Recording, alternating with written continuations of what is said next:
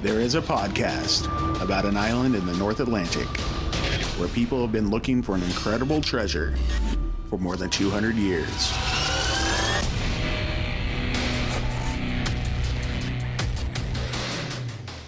Hello, and welcome back to Could It Be? An Oak Island podcast. We are your hosts, Deidre and Dustin White. Yo! Yo! Hey. It's Oak Island Recap Day. Yep. All right, so we've got a fun episode to chat about today. Yes. We do apologize for getting this out a little bit late. We've been super busy this week. We've had a lot going on. But we're here. But we're here, and we're ready to have a good time with y'all. Yep, and I think we should chat about what happened in this crazy episode. We should. It wasn't that crazy. I mean, there was some exciting things happening. You know, they're putting another case on down. Yep. We had a visit from the Restalls. Mm-hmm. You know, it was a cool episode. Yeah. So let's go ahead and get into chatting about, season 7, episode 21. A Leaf of Faith. A Leaf of Faith. Yeah, they're all about the dad puns this year. Yeah, the puns. I'm all about it. Yeah. I'm on board. You see what one of the future episodes is called? Well, Mark's X the Spot. You know, so I was just kind of dwelling on that as far as, is that wrong? Or does someone named Mark come in and X the spot and it ends up being the money pit? Mark, we want to know who you are. And how did you X the spot? It's probably what he does. Is that his job? Yeah. If my name was Mark, I would hope my job title was X the spot. Mm-hmm. Well, it would make sense because everybody always says X marks the spot, right? Yeah, but nobody's named X. What if the X-Men mark the spot? Dun, dun, dun. It's a nice little Falcon twist there. A Falcon twist. Okay. If anybody knows what a Falcon twist is, send us an email because we want to chat. It's pretty funny. All right. So they do a lot of stuff in the money pit. They do stuff in the war room. You know, they got some get-togethers. Mm-hmm. And they've also they did a lot in the Smith's Cove. In Smith's Cove. No, I was just seeing if you were paying attention. I was gonna say, I don't think I saw that part of the episode, and yeah. No, you're paying attention. You're good. Never mind. We just kidding. Spent minimal time in the swamp, but we did go visit it. We don't want the swamp to think we have neglected it. Yep. Not neglecting the swamp, but most of the efforts seem to be focused on the money pit right now. Well, yeah, because we're getting closer and closer. Well, okay, so we should jump into maybe the war room meeting with Jeremy Church. Okay, yeah, let's start there. What made them go to the spot they're now drilling on, in the money pit, the proper money pit. Assumingly. So, war rooms. Yeah. Oh, yeah, war room. So, Jeremy Church, he is representative from Eagle, Canada. You remember them? Yes, they don't leave my memory. Well, we just haven't seen them in a few episodes, like most of the season. Yeah, but that's true. They've been around a lot in the past 2 seasons. They are the team that comes and does the seismic charges and to map deep underground. Well, not that deep. The shallow mapping. Well, deep's a relative term. It's right? Deep for digging. It's not deep for like what they normally do. Exactly. It'd be deep if I was just looking for something underground, like at my house. Yeah, like 300 feet is pretty deep. Yeah. But when you're talking, drilling for oil and stuff. Well, it's at 10 feet that you can only really start seeing clearly. So that's a pretty big hole to start with if I was digging it. Oh, yeah. Yeah, well, we've dug some holes, and it takes a lot of effort just to get down like 4 feet deep. So. Yeah, I was just digging 6-inch holes in the backyard for my new U-shaped structure. And, I have a lot of rocks in there. Yeah, if you don't know, Deidre created a U-shaped structure in our backyard. I sure did. It holds... it is soon to hold tomatoes. It's her garden. Yeah. And all kinds of fun things, but I build things. I use 2x4s and 4x4s. Well, we want to thank your mom. Yes, so, my mom and Ron for helping out. Thanks, Mom and Ron. Appreciate it. You built a U-shaped structure in our backyard. Yeah. Woohoo! Woohoo! Now okay, I'm sure they don't. Did you carve any Roman numerals into it? Oh, I'm going to. Oh, good. Like your Lincoln logs. I'm gonna link and log it out. Okay, good for you. Okay, so yeah, Jeremy shows up. He's chatting with the guys. Who's all there? We got Marty. We got Rick, Craig. So the 3 amigos, and then Dave, Doug, Steve, and Terry are there. Are they Did we have amigos? anybody else? They're not part of the 3. amigos. Yeah, because Because Rick, they're Marty, and amigos. Craig are like the head honchos. Well, yeah, you Unless got you're the on lot 21. yeah. Then Then Laird's the head Yeah. honcho. everything goes through Laird on lot 21. Yeah. So Jeremy shows him a new map Mm-hmm. that features over 80,000 data points. So that's a lot of data. Mm-hmm. And it's stuff that's on the eastern drumlin of the island. Correctamundo. And so it's results from seismic testing from 2018 and 2019. Yeah, it's a lot of the island. You see where they've got it color coded, so it's like you can see where they overlapped, like 2018 and 2019. Yeah, they did a few places twice, it looked like. Yeah, well, I'd assume they are areas in which, were earlier testing. They were still trying. This technology is new, right? So if you, as you refine it and you've done these different areas, then it makes sense to go ahead, redo it with what you've done, and see what happens. Probably cross-reference it. Yeah, I think some of that may have been because their real interest in those spots, right? Obviously. Yeah. And they want to make sure that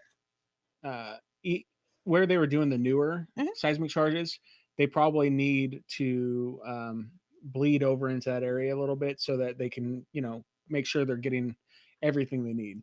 Is my thought. I don't think the additional data points are going to be hindering them by doing that. But that being said, 80,000 points, it's a lot of data they have to go through. It's taken a while because they have to process it, or else you're getting just a ton of noise, right? So they have to go through, see what's super important, what's just noise coming back from whatever is down there, what's relevant. That's a lot of work. Absolutely. So I know you and I spent some time kind of looking at their huge master map that shows all the data, right? And there's several of those tunnel anomalies, which we talked about like earlier in the season and kind of last year, that look tunnel-y, the horizontal. There's different markings where it says like 30 feet SS/60 feet TVD. And You know what that stuff means? Oh, I do. Oh, good. Are you proud of me? Yeah. Okay, so SS stands for subsurface. So that would be where it starts below the top of the surface. Okay. And total, let's see here, TVD, total vertical distance. Wow. Good job. Thanks. Way to look that stuff up. You know what? I didn't. Actually, I spent some time thinking on it, and I messaged Steve and I said, "Can you confirm or deny?" And turns out I'm pretty smart. Good job. I was really proud. I checked my work. Who would have thought? Me. Just kidding. You booger. So for me, when I'm looking at these, I really want to know what that means. Yeah. And when I stepped back and thought about it, I was like, okay, 30 feet subsurface, that made sense, right? Sure. So that we're looking at depth. And then I actually thought it was total vertical, like total vertical diameter, but I guess distance. We're talking about the same thing. Yeah. So well done. Thank you. Yeah. So there's some of these different anomalies, which are the tunnel ones at 30 feet, 50 feet, 75 feet, and which are the smaller ones. But at 160 feet, we get what he refers to as the teardrop anomaly. Yeah, there's an area that it just looks like a teardrop if you, depending on, what way you spin the image, I'm sure. Or an avocado. Or an avocado, yeah. Yep. And Jeremy showed them that the teardrop anomaly is in the core of the money pit. And like you said, it measures, or it's down at about 160 feet deep, and it measures about 13 feet by 13 feet. Whoa. And that's supposedly, that's a good size too. Well, 13, yeah. But I mean, there's one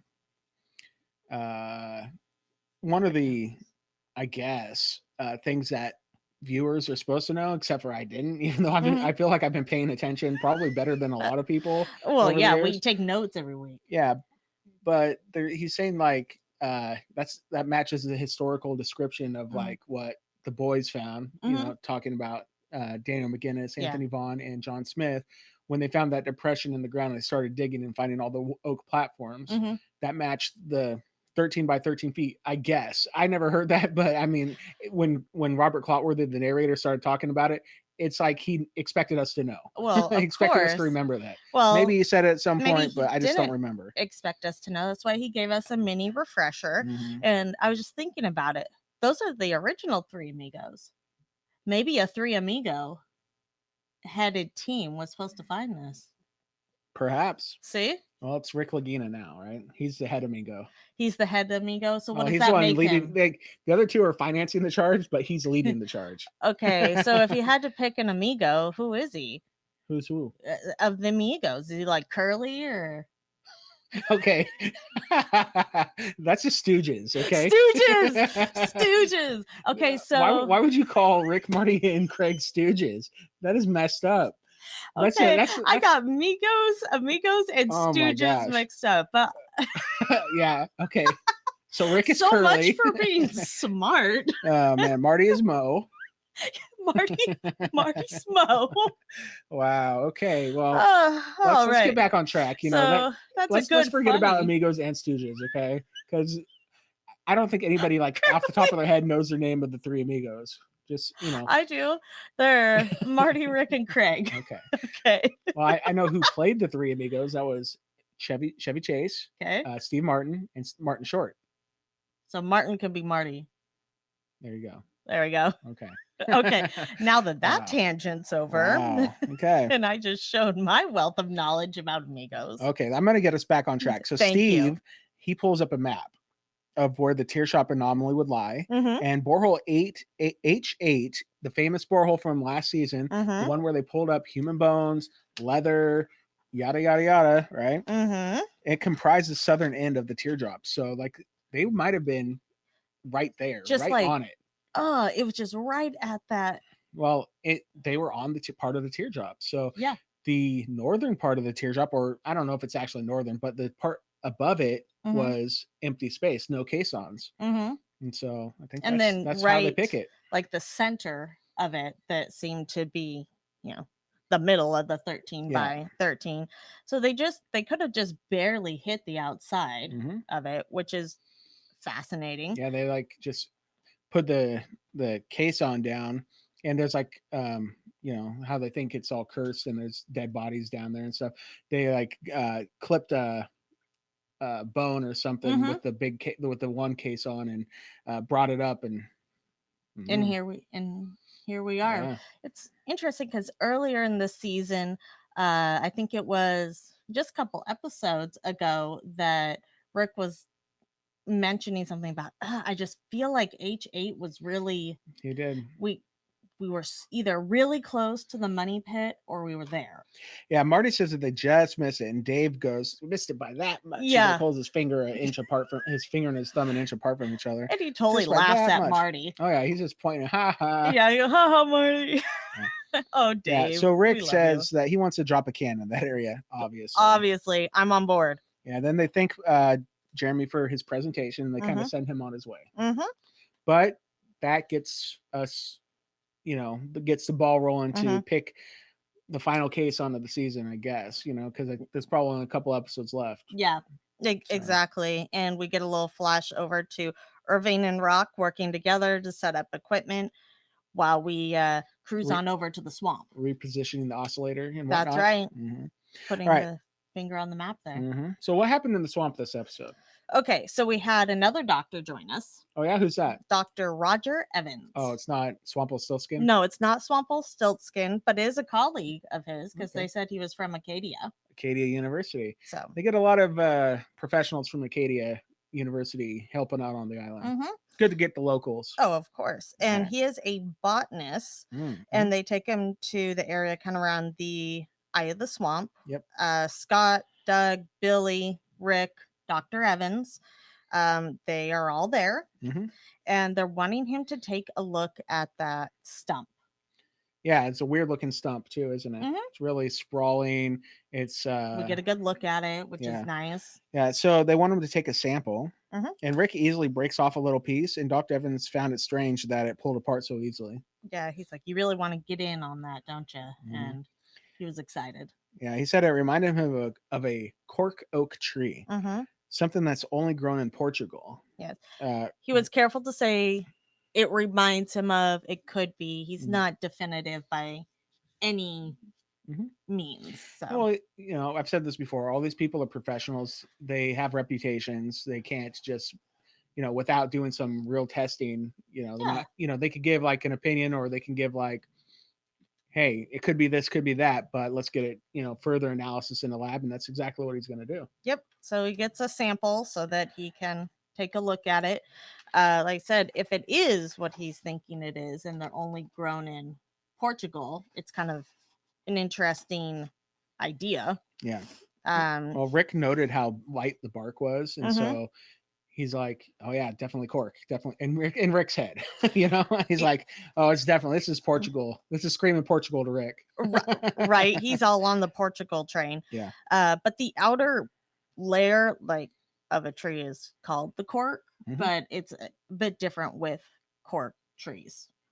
I mean, it kind of made me chuckle because that's what they're saying wine corks are made out of. And I'm thinking of Marty and Mari Vineyards. He's like, wine corks for all, maybe, you know.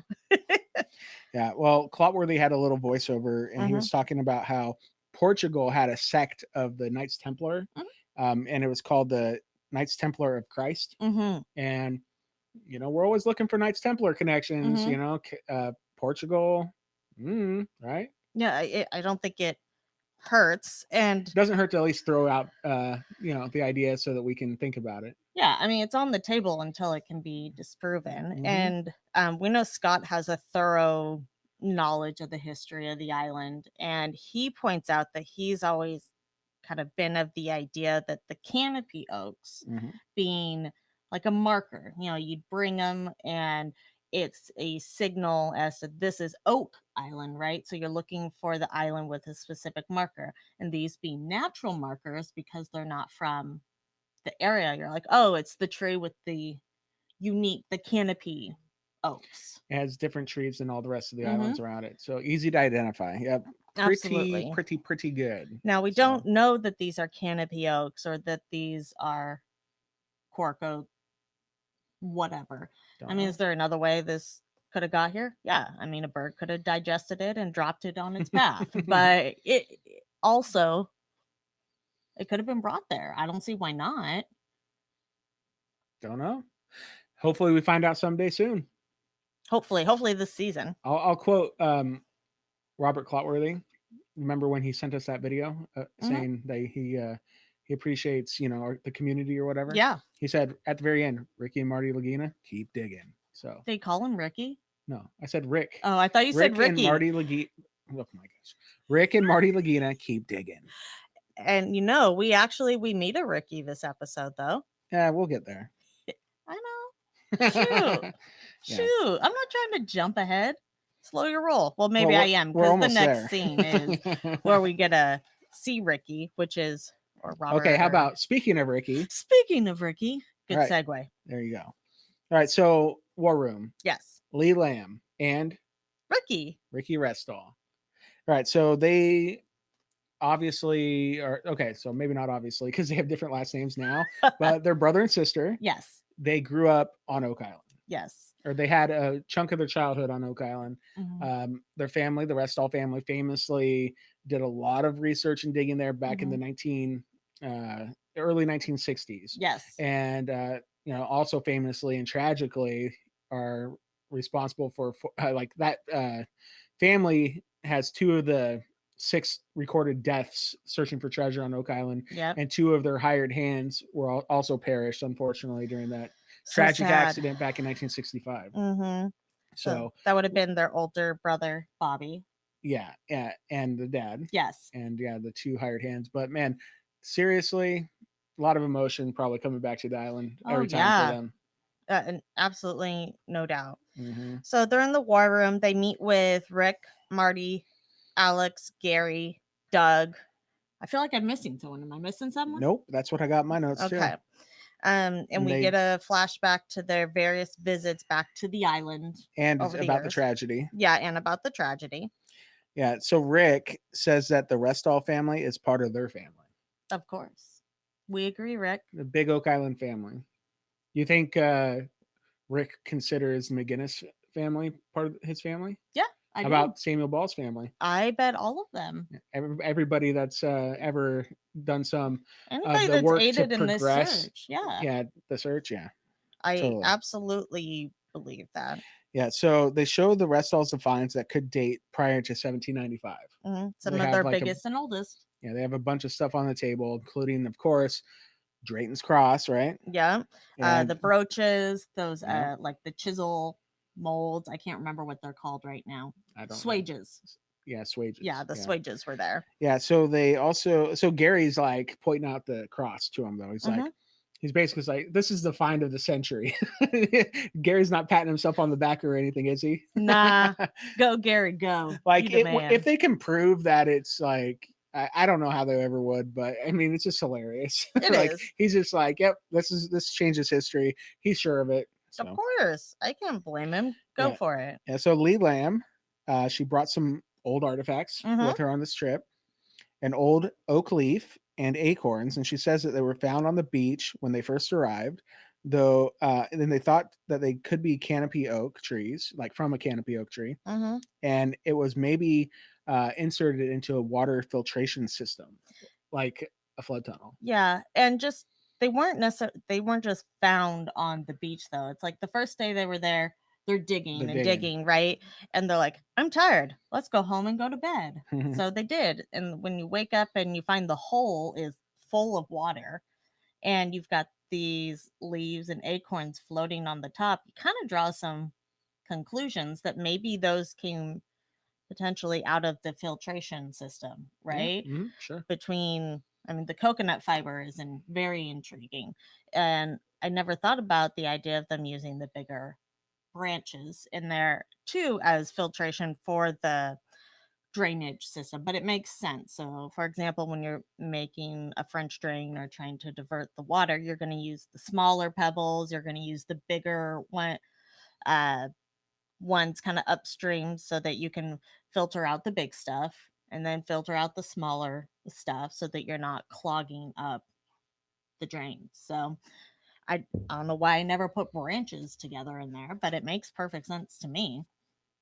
Makes perfect sense. And to think that you would take that, put it in an envelope and keep it for like 60 years. Yeah. And for it to be in that kind of shape, that's amazing to me. Yeah, the botanist, when they were able to look at it later on, he was wasn't as excited. Like, he's excited to see it, I think, but he was disappointed because it was kind of deteriorated, and you're not going to be able to extract any DNA or any kind of, whatever from it. I hope they at least send it to a lab to get it really, really deeply looked at, just in case they can, but he didn't seem very sure. Well, so like that they're going to get anything out Marty of and Rick are like, whoa, these look like kind of like this. And then the botanist is like, not really, because these subtle differences are actually a big deal, right? And could potentially be a different type of tree. Sure. But kind of wrapping up, let's see here, the war room. So we talked about the oak leaf, the acorn, digging on the beach. What else do we have from that meeting? Well, they just note that the acorns are really tiny, much smaller than the acorns are much smaller than the acorns they're finding on the island right now, like in current day. And so that is something that, obviously catches their attention. And, then that's when they say they're going to have a botanist evaluate it. And we get to that a little bit later. But then that scene kind of stops, and then they go on a little field trip through the island. They take a local field trip. Yeah, local field trip. So in my notes, I have Rick and Ricky. Me too. That was kind of fun to write Rick down. and Ricky go on a field trip to the old Restall cabin that was moved to Fred Nolan's property years ago. What's left of it? I noted that there was sad music. There was. And the cabin is in very poor shape.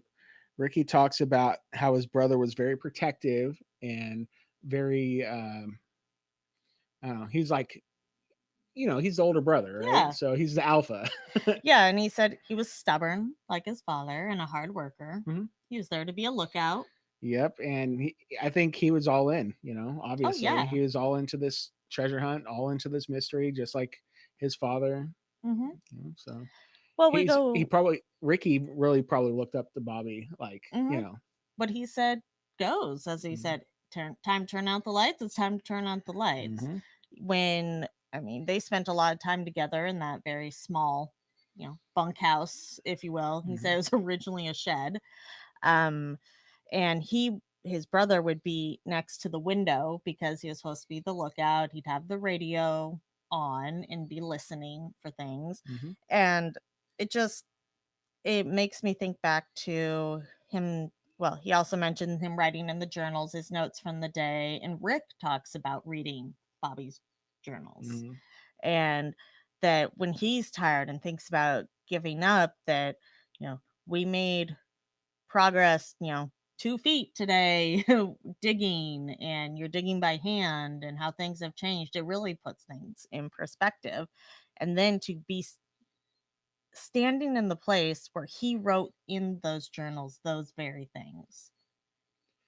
Yep, pretty powerful stuff. Circle. Yeah, but it wasn't actually in the same place. Like it was in the same room, true. but they moved the whole building. But I know what you mean. You know what I mean. I'm picking up what you're putting down. The structure, it just, to me, that brings a lot of good emotion. Heart strings. And as they get talking about it, Scott and Doug, I guess, had come up with the idea to refurbish it, clean it up, kind of bring it back to what it originally was. And they looked really excited to do that. Yeah, but Ricky was like, it wasn't that glamorous or anything, so don't go over the top, basically, right? Yeah, don't put drywall in here. Well, I don't typically visit the Oak Island on Reddit, but I don't, but we get emails from that give reminders all the time, and I happened to click on it yesterday, and it said something about Doug went a little overboard with the remodel of the rest all cabin, and it had like a picture of like a brand new like stairs, like a huge like pure white and fancy like room and stuff. Kitchen. Yeah, it was kind of funny. Yeah, it was like high end. Yeah, I don't think it was kind of funny, but yeah, it would be cool to see on a tour once they kind of get it to that point. Because I mean, it was a shed before. You gotta give them that, but I think that's hilarious. You know what they need to do with something like that? They need to bring in some Pirates of the Caribbean animatronics and have like a guy sitting on a rocking chair in front of it, No, Dead we man, bring tail, in no tails or whatever. The Hall of Presidents, so we can just like get one of their animatronics from what's his name? Roosevelt. Thank you. Franklin Roosevelt. Yeah, it'll be fine. I bet you they'll put one on loan. Yeah. Well, I don't know. Outside the cabin, I could just see someone sitting in the rocking chair. It'd be kind of creepy too. It would be creepy. Let's not push our luck. But I think it'd be fun. I liked it. I think once they do that, and hopefully it becomes part of the tours in the future, it really helps people have some perspective on what did happen before. Yeah. And Rick, he invited Ricky and Lee to come back when it's finished so they can take a look at it. So, and of course they accepted. So, and Ricky said he'll test out the bunk for him. He'll make sure it was, up to snuff. Yeah. So in between these scenes, we had just a short like flyover of a drone or something that said like Robert Clotworthy was narrating something about how winter was approaching quickly. Winter is coming. It was a reminder. Yeah, I've never even seen that show. Me either. I just know that's a quote. It is a quote. Winter is coming. Yeah, they're winter gonna is coming. Hunker down in the rest stall cabin. So we need, Clotworthy should have said, "Winter is coming on Oak Island." Something like that. Yeah, like in his voice. Yeah, it'd be pretty good. All right, so this is when they hit the research center. Yes. And so they're talking. They bring Lee Lamb. Yep. And Ricky Restall back in, and with Craig, Marty, and Rick. You like Marty's get up? What he was wearing? His Cabela's suspender his waders. Yeah, it made me think, was he in the swamp or was he spraying down spoils? Don't know. I bet you it's cold out there. Maybe a little both. Maybe a little both. Yeah, and so they welcome Dr. Evans, Mhm. and he takes a look at the leaf and the acorns, Mhm. and Lee Lamb tells her what she believes that they are, and he looks at them under a microscope, and he says that they aren't native to Oak Island. Mhm. So that's one check, right? Checkity checkerson. Mm-hmm. And Clotworthy wonders if they were from a canopy oak Mhm. tree that aren't on Oak Island anymore. Yep. Marty draws two conclusions, but he only gives one. He says, I have two conclusions. Whatever the rest was found 60 years ago wasn't native. Says it was important as the coconut fibers found on the island. And he asks if they could do genetic testing. And Dr. Evans says, not likely. Yeah, just because it probably deteriorates so quickly. Don't know. But Not a botanist. Yeah, I'm not a botanist, but he did mention that age, I mean, there would be like no DNA to get from it. But I mean, we could compare it to other records, visual records of these. So that's cool. Yep. All right. So that's kind of it before we get to the money pit and kind of get to the real meat and potatoes of this episode, huh? Yeah. And I had a note just real quick that Marty states that this is just as interesting to him as the coconut fiber because they both don't belong. And I thought that was really interesting that he felt that these were just as important. I can see why. Well, acorns do belong on Oak Island, but just not those ones. Exactly. Coconut fiber is just, to me, a little more impressive because, man, the closest coconut tree is like, what is it, 1,500 miles away? That's crazy. But if these are the kind of acorns that come from, 2,000, 3,000 miles away on the other side of the Atlantic, that could be even more impressive. And would the same people have brought coconut fiber along with these acorns to plant? Maybe. Oh, maybe. Yeah, maybe they should look for these kind of acorns over in Bahamas or something. Maybe. Maybe not right now because of like the travel ban and all that, Yep. So let's hit the money pit. Hit the money pit. All right. Rick and Marty take Lee and Ricky down to the money pit. Like they're driving in their SUV. Yep. So another field trip, I guess. Yeah, just a mini one. Short field trip on the island. Yes. All right. And they meet up with Danny, the pirate, Ah. Vanessa, Jack, Mike, Alex, Steve, Gary, and Terry. And they're all on hand to commence drilling on can RF1.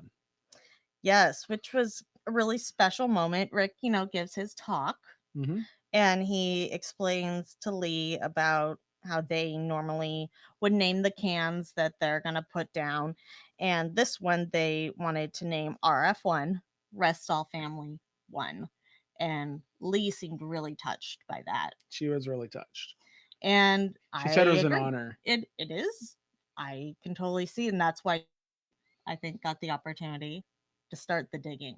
So what if the Restall family is the one that ultimately does this? Boom. That's awesome. Yeah. I really love that. And there was a really special moment where Vanessa and, got Lee started. And it was really cool to see two really important women from the island there, one shot, digging. For me, that was really cool. Well, good. I'm glad that made you feel good. It did. It made my heart dudes happy. feel good too. It did, and that's okay. I'm just saying, for me, it was really cool. Yeah. Well, so good. Take that. Yeah. Well, that's good. So before they do that, though, Rick, like you said, he's having his little speech, and he says that they're trying to fill in the last page of Bobby Restall's journal, and doing it for the Restall family. So last page. I almost got goosebumps just saying that. Yeah. So. August 17th was, I believe he said, the last date. I hope August 18th they can fill in. I guess that'd be really interesting, but I think it's way past that. It on the next page, like on the back of that page, it probably just says 1, 2, skip a few, and then like on the next page, you write 99 now. Whatever 2020. Yeah, that's cool. Or actually, 2019 is when this was filmed. So, all right, so they start the oscillator. Craig joins them. Yep. When the hammer grab is pulling up debris from 86 feet. Yes. I think that was after a commercial break. Yep. And then Marty says that they've got to be very careful looking at the spoils. So Craig mentions to Vanessa around 100, 120 should be a really important potential area. So she said she'd let him know if they're starting to see any changes in pressure and kind of what's going on right then. But like you said, Marty points out things are going well. They're a well-oiled machine around there. They've got, their U-shaped structures out there that they're dropping their however much they do per section in. Gary comes out and metal detects, then they pull out the big pieces of wood. The smaller debris gets sent over to Jack and Steve over at the wash tables. Mr. Eagle Eyes over Oh there. man, yeah. I named him Hawkeye during the episode. I was like, man, because he's like looking down and like bam, bam, bam. She's talking about Steve. Yeah. The tall guy. Yeah. I think is he the tallest guy? No, because I bet you when Alex shows up. Oh, Alex the Giant. From Eagle Canada, he's probably the tallest. I'd like to see a stare down between the two. Yeah. Yeah, that'd be really interesting. That'd be fun. So, yeah, we've got the okay, so they're working the wash table, right? Yep. And it seems like Steve is a new permanent fixture on it with Jack. Well, it seems like Jack is training him up. Yeah, well, he's doing a good job apparently. Apparently. Good job, Jack, Good because job. Steve knows what to look for. He's the one that's found interesting things on the past couple episodes. Yeah, he picks up something. Oh, what's this? And it's like a piece of pottery. It looks like that red clay pottery, like almost look like terracotta or something to me. Well, like what Laird was pulling out of the place. I keep asking what's going on with them and all the pottery that they found. And it looks a lot like one of those to me. And then as Jack's looking at it, he's super excited. But then I got this screenshot of him almost giving Steve a side eye of like, why are you finding more stuff than me now? Well, that's where Steve would look back at him and say, the teacher has become the master. Or the student, sorry, the student has become the master. Okay. My bad. The teacher. The teacher has become the master. My bad. I think that's a little backwards for poor Jack. Okay, so the student has become the master. But did you notice Dirty Jack is back? Dirty Jack is back. He had a little bit of dirt. It wasn't like last season, though. Last season, he was like, his whole head was covered in mud. Yeah. He looked like he just got done with the Survivor Challenge or something. Where he had this to time, cover each other in mud. He's wearing a hat and glasses, so he can only like get his face dirty. Looks like he's got a 5 o'clock shadow of dirt. Yeah, we're happy to see more of Jack. Jack hasn't had like a real super prominent role this season. Like last season he did. No, he comes in and drops in some excitement, but oh, he definitely drops in the excitement. Oh yeah. Yeah. I'd expect nothing less. Yeah. All right. So what else do they do? They've got Gary and Terry are metal detecting. Gary finds a big broken pickaxe. He's like, whoa, and reaches in. He said, this is a really sweet find. He said that a lot. They found it about 90 feet deep. Yep. What else is that 90 feet deep? Just saying. I don't know. I don't know. I don't know. So does that take into account the 10 feet that have been kind of removed off the top layer? Or added, or... I think they said about 10 feet of like the top of the money pit has just been scraped away completely. So when they dig and they get to, 80 feet, that's really 90 feet. That is a good question. I'm not sure if when they're referring to depth, if they're saying real depths, like in real time, which would make sense to me. It's just they would calculate later. For sure. But he's stoked about it, and Gary keeps calling it, like you said, a sweet find. Terry's excited, but he doesn't show it the same way that Gary does. Yeah, he's able to hold it in. Kind of like his twin brother Laird. Okay, maybe not twin brother, but around that time, brother from another mother. We get them going to a commercial, and the last thing you hear is this really kind of quiet Terry going, "That's sweet." That's an excited Terry. No, we've heard Terry excited. I know, but it really made me chuckle because it feels like I want to pull that clip just to have it as like I'm a pretend excited. That's sweet. Hello, Dolly. Yes. Yeah, he didn't say hello, Dolly. But we've got him excited before. I know. It just made me gave me a good chuckle. His that's sweet compared to Gary's that's sweet. That's sweet. And then that's sweet.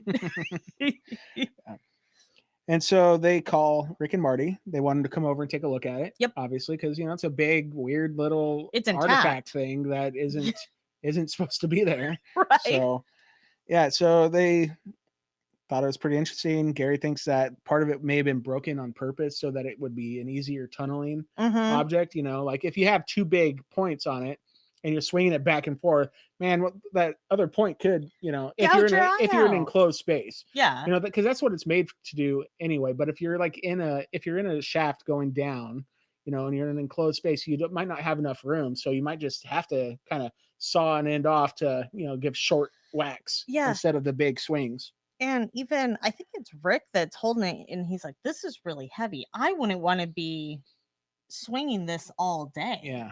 Just like as it is, and it's broken. Well, those guys must have been jacked back in the day. Oh, can you imagine? But Marty, I noted, seemed really like little boy excited.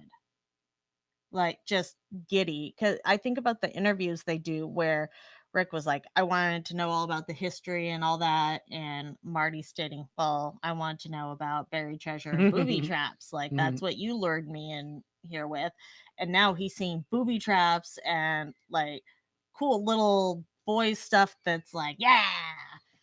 Yep. Marty has that like childlike wonder in his eye. He totally does. Anyways, I just wanted to mention that because I thought that was cool. Yeah. So Gary thinks, like I said, he would think it's part of a tunneling thing, just broken. But then when they were leaving that kind of little segment, he said, "All right, it's time to get back to crack-a-lackin'." Yeah. Did you write that down? No, I didn't. But what I noticed was the scene directly after that.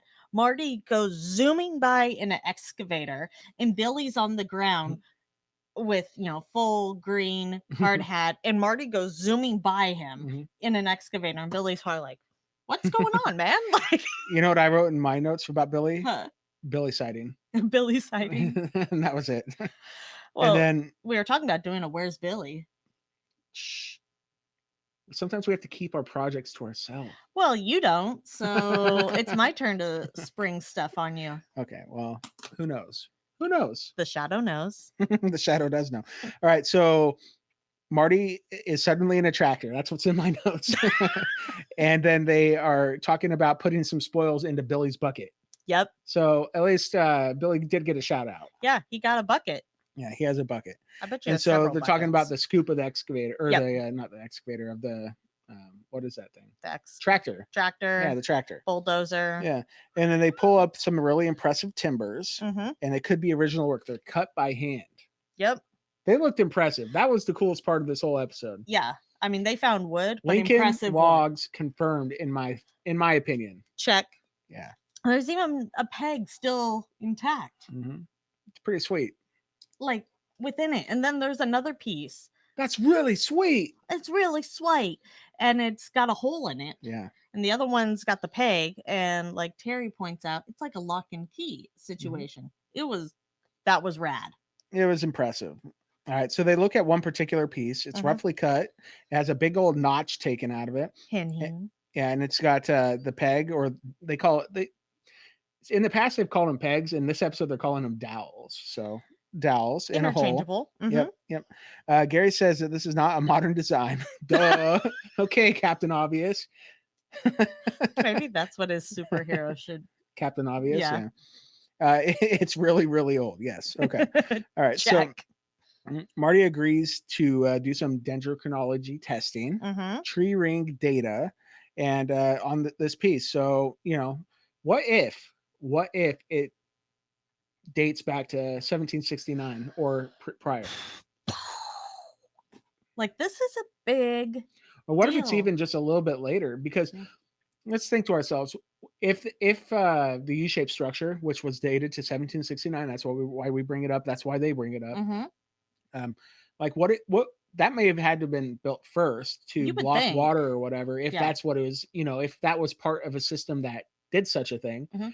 Or even if it was a wharf or something, you need something to. Yeah, that may have been done first. So if this dates to even like the, anywhere up to 1780, maybe, it could be really good.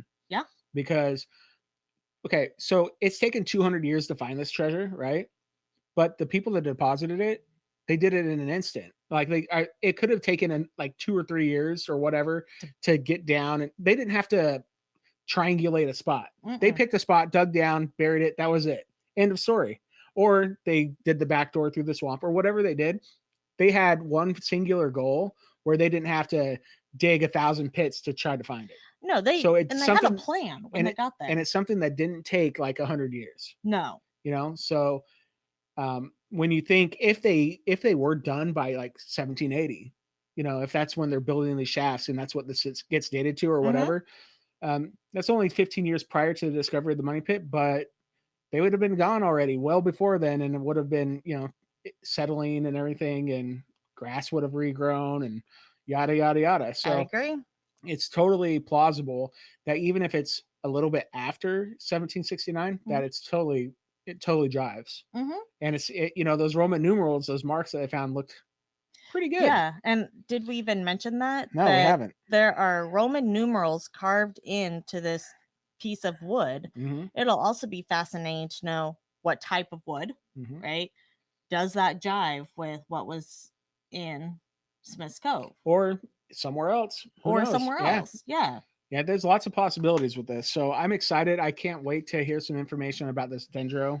Oh, yeah. So fingers crossed for the guys, They ask if Terry has his handy dandy brush and to buff it up a little bit so they can see the Roman numerals. And he's like, oh, yeah, all over it. He's stoked, comes over with Terry's bucket, and he's like, Terry's bucket, Terry's brush. Yep. And he scrubs them down. And sure looks like Roman numerals to everybody. Laird joins to look at the numerals. I see carvings here. I almost said carnage. I hope not. Well, carnage of wood. All that wood looks like carnage. That's true. All right, I almost said that, but then I did. But Laird joined to look at the carvings. Laird believed that they are Roman numerals. Says that they be a nice tie-in to the U-shaped structure at Smith's Cove. Yep. Like we said, is determined to be constructed around 1769. Correct. All right. Marty says that the Roman numerals found were dramatic. Says that it's been a really exciting day on Oak Island. And that's the end of my notes for the episode. Yeah. Whoa. Do a Bill and Ted whoa. Whoa. Oh, no, that's Joe. Wow. There you go. There we go. It's so funny. Like we had the same thing, even though we were both wrong. It's funny because that's a you thing. You put that on me for all these years, People think sometimes, like I've heard, they're like, oh, that sounds a bit scripted or whatever. I'm like, no, unfortunately, this is just people say we're scripted. No, just like if we say something, they're like, it seems like you timed that. It's just whatever. That we've been next to each other sitting in this chair for like 15 years. Okay, maybe not in this chair. But I was gonna say this chair is not 15 years old. No, but we've been together quite a while. Yeah. Thanks, MySpace. Thank you, MySpace. Okay, let's talk about the next week on. Next week on The Curse of Oak Island. Okay. Wow. Whoa. All right, so more Roman numerals were found on big timbers. With a lot of square, like cut timbers. Yeah, like not made with a saw either. Like Lincoln not with logs like everywhere. Yeah, they were like axe cut wood, yo. Yeah. You see the bucket, like Billy's bucket was just full sideways. It's like we went to the lumber yard and got us some really old hand-hewn Lincoln logs, and we're building a house on Oak Island. With Roman numerals. That's right. All right, so lots of wood in Billy's bucket is what I wrote in my notes, so yes. A man-made tunnel may have been found at the McGinnis Foundation. That was cool. That was really cool. So we had Rick, Steve, and Laird were on hand, and they were putting in some kind of was it like a snake cam or something? Yeah, it's like a snake cam, like we used to look through sewer pipes and things like that. It's a semi-rigid camera. How cool is that, though? Like some kind of secret tunnel on the McGinnis Foundation property? Behind a trap door? Behind a trap door, maybe? Like that's really cool. Yeah, I was apprehensive. Yeah, but now they're gonna have to stop and get more permits. Yes, but it is what it is. So Laird had talked about the fact that they need something more proof to investigate, right? So they scanned the area, they got something over there with the GPR. Yep. And so, okay. And then if you're just sticking a tiny little camera in there because they weren't further excavating, and then to get something like that is clearly a tunnel or additional cellars, there's something there, like a true structure beyond the foundation. That's what they're going to need in order to explore any further. That to me just says they got it. It's time to get in and try to get the permits during the off season. Yes. And those could take a long time to get sometimes. So I hope, off season. I guarantee Laird was all over it. Yeah, he's in charge So, of Lot 21. He sure is. Yeah, that's exciting. So McGinnis Foundation, big things are happening. Things that nobody ever knew, and new discoveries. So yay. Gary pulls a giant hook out of the money pit spoils pile. Yeah, I wrote in my notes it looked like a crowbar. Mm-hmm. That's the shape of it to me. That was kind of my initial thought, but then I was thinking about on boats. So when you're lifting up like big crates or whatever, and you're using a crane type of system, you would hook pulley it. System. Yeah, like a pulley system. You would use that hook to put the ropes Hoist or it whatever and then hoist it up. To me, that looks like that. It looked like that, yeah. I mean, I can totally buy that. For sure. Something for fishing. I don't know. Yeah, Vanessa was very impressed with the hook. And Craig and she came with a treasure guarantee, so I think this starts counting. Yeah, she's like, haha. I want Vanessa on my treasure hunting team. Yeah, I know. We should have taken her to San Francisco with us last year. Seriously. Huh? Vanessa, you want to go to San Francisco? Dig up buried treasure? Yeah. We know where it is, right? All right. So Craig and Alex take that artifact, Carbon Leg, our new favorite blacksmith. All right. And he says that it could be 1700s. Alex says it could be from the original money pit. Whoa. That's a long time ago, 1700s. It just is. Long time ago in a galaxy far, far away. Okay, this galaxy. On this planet, but long time ago. On an island. In the North Atlantic. Yeah. Yeah, that's a big deal. Yep, so I'm excited to learn more about that, and Carbon Leg will educate us. And then work at the money pit looks to be in jeopardy due to mounting pressure on the oscillator. Well, mounting pressure is normal, right? So that's going to happen when we hit wood or something new. But it does seem to, we get the rattling of the camera. You see a cameraman like run in the background. Like, okay, so you can tell something's actually happening. Yeah, well, I wrote here that Danny and Vanessa looked worried, as do many other members of the Fellowship, and the Irving and Rock crew say that something was jarring the machine. So have they hit the top of the chapel vault? Don't know. Remember, because last year when we were hitting what we think we were hitting the top of it, and those teeth were just like grinding off, and then we'd start pulling up these giant teeth, and we're like, well, that's unfortunate. This year we talked about having more area to be able to get through the harder stuff.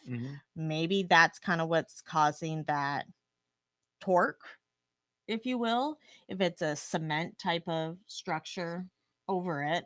And then Craig theorized the idea of it just getting pushed a bit, right?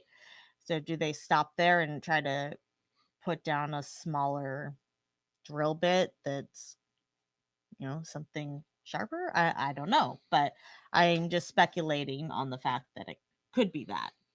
Don't know, because Chapel and Frederick Blair had got through something and pulled up supposedly gold and that little bit of paper that had VI written on it, right?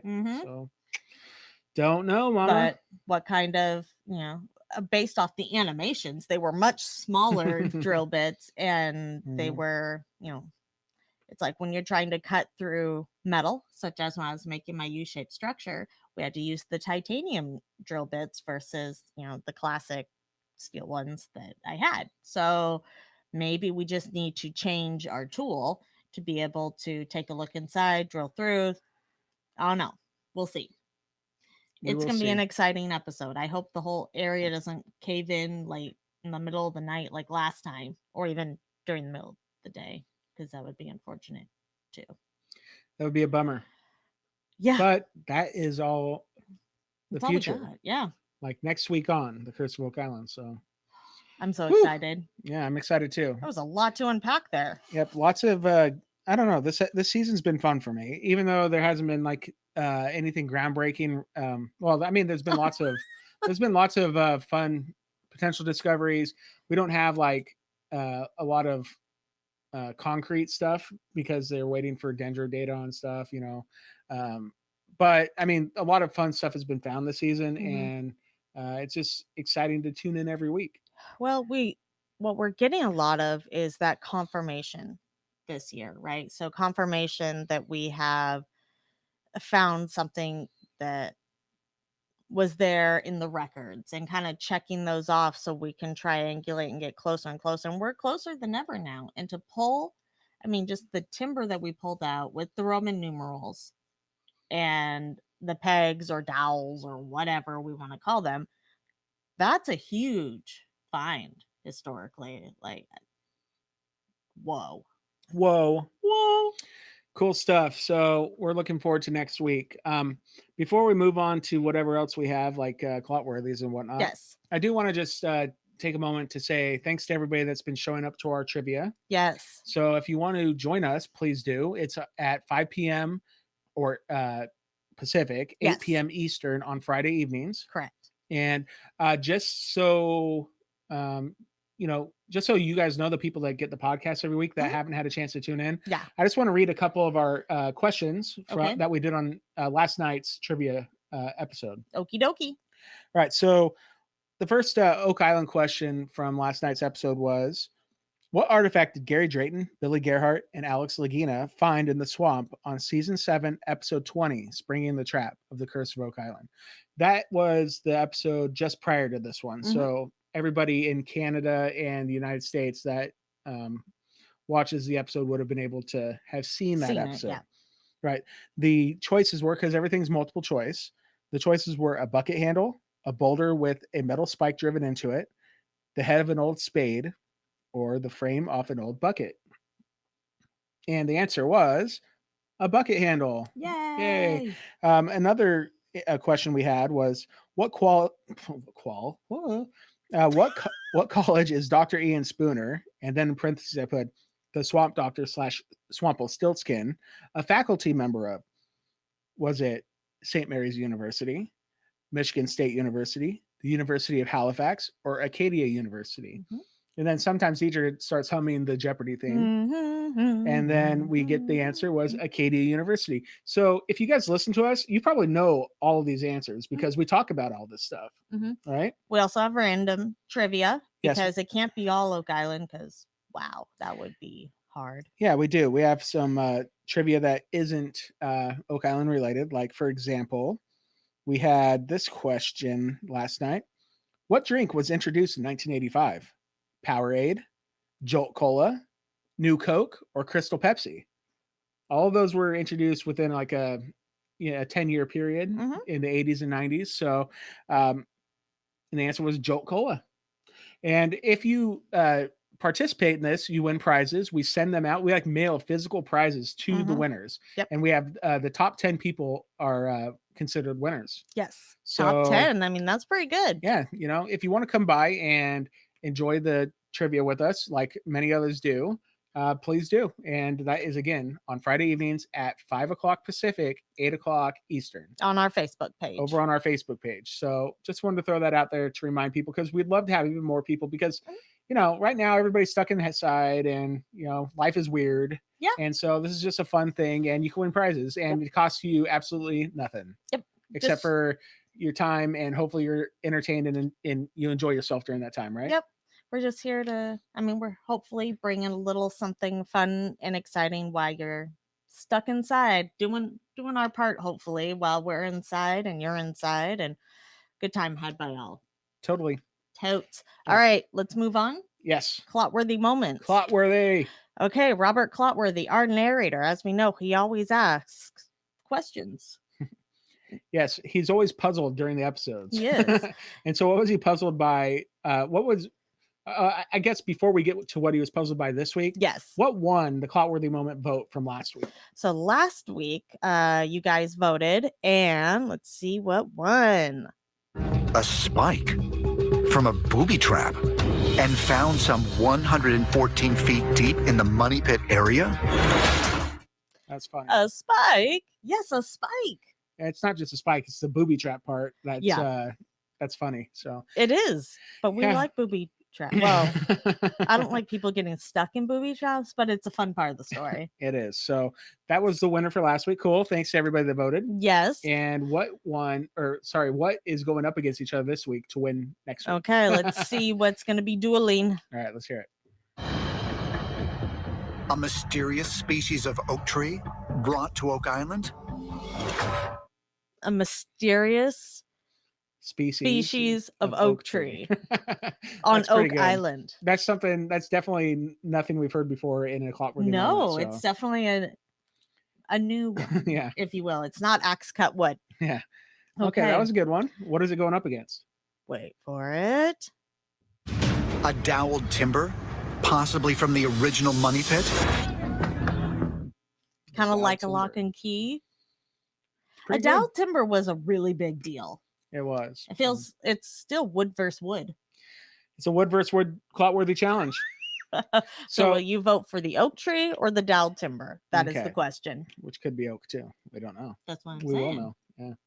Well, I'm saying it doesn't. If it's a wood, it doesn't have to be oak though. I know, but it could be oak versus oak Could it be? instead of wood versus wood. It could be. All right. So if you want to vote, go to our Twitter. Is it not Find us on page? Twitter Yeah. With our handle Oak Island Podcast. At Oak Island Pod. Sorry. Oh man, the tables have turned. The tables have turned. It's usually me messing up. I know. All right, so at Oak Island Pod on Twitter. Yes. And we didn't put the vote up on Facebook this week because Facebook changed the way that you can do things from your phone. Like that's where I usually post everything, and you can't do polls from the phone anymore. And so I have to go to computer, and I'm like anti-computer. Yeah, it's really weird. So but you're gonna do that this week. I am going to do it this week. So we're going to get the poll back up on Facebook as well, and you can find us at Oak Island Podcast. Yes. On Facebook. Yes. And then you can totally go and vote there. Yep. And the polling will be open for that one later today. And for that, you're just going to click on which image it is with the corresponding answer. Don't write your answer in the chat. I mean, you can, but make sure to vote. Yeah, click on the image in order for your vote to count. Yeah, for sure. And so that's just a fun thing we do every week, right? Yep. If you're new to the podcast, Clotworthy Moment's a normal thing that we do every single week, and it's just a fun little vote to get the community involved in something fun. So. Yes. Other ways they can contact us. We are also on Instagram. You can find us at Oak Island Podcast. Yep, and you can email us, and that's oakislandpodcast@gmail.com. Correctamundo. We do have one other way to contact us, and it is through our voicemail line. Correct. And you can always give us a call if you'd like. And our phone number is 360-836-4549. I say this every week, but I think people are prank calling us or something, or I don't know, because we get calls. I wish we would kind of get some prank calls. Yeah, we get calls, but nobody leaves messages. Maybe there's something wrong on our end. Maybe we need to look at the. Yeah, let's investigate. Because it seems like we get the calls and no messages left. They just want to either only hear our greeting or they want to prank us. I don't know. I don't know.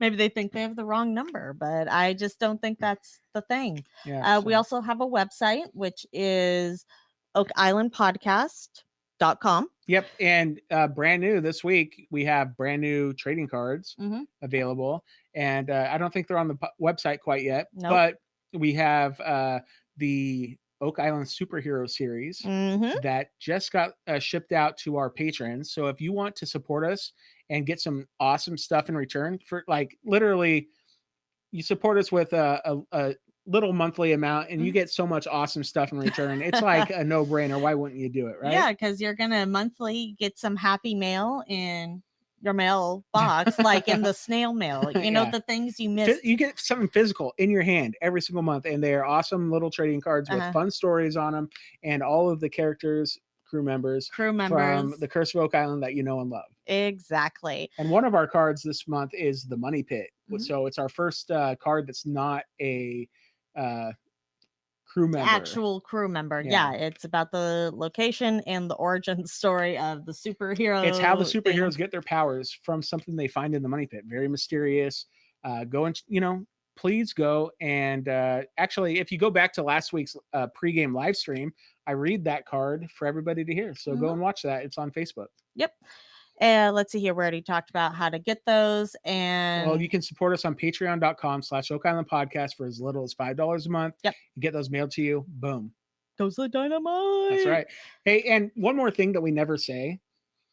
Share this with somebody. Click like on any of the posts that we make. Share them and make sure you're subscribed. Yeah.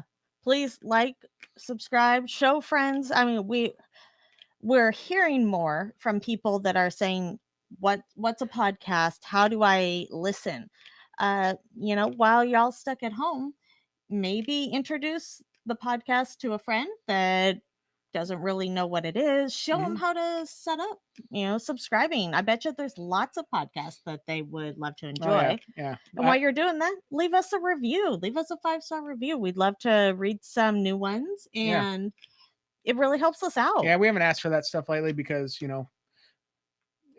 I don't know. It feels weird to ask for that stuff over and over and over again. But, we do know that a lot of our listeners, they love us. They love our show. They love what we do for the community. And so, I mean, if you guys love us, other people probably do too. And so we just want to say thank you for all the support you've given us. And we're going to keep up the good work because we enjoy what we do. Yep. And when you tell us, honestly, it's kind of like that warm little fuzzy that makes me want to keep doing more and more.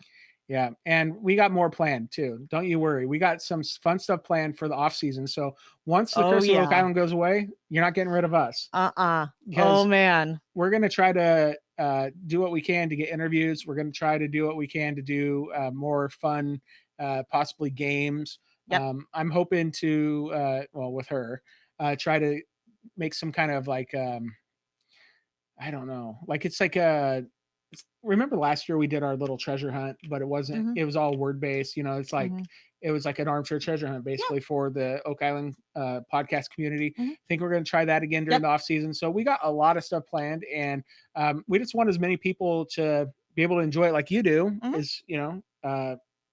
We just want to be able to share that with more people because a lot of people know that we exist as far as like our listeners, right? They get it, but there is 1,000 times more that don't even know that we're a thing. And Oak Island is such a big show. There's a good chance that a lot of people that don't know that we exist would probably enjoy this too. So if you have friends that enjoy the show, please share us. Yep. Anything else? No, keep up all the positive community and kind words to your friends while we're all, stuck in here. Wash your hands. Please stay home, stay healthy. And that's it. And that's it. All right. Well, until next time. Could it be?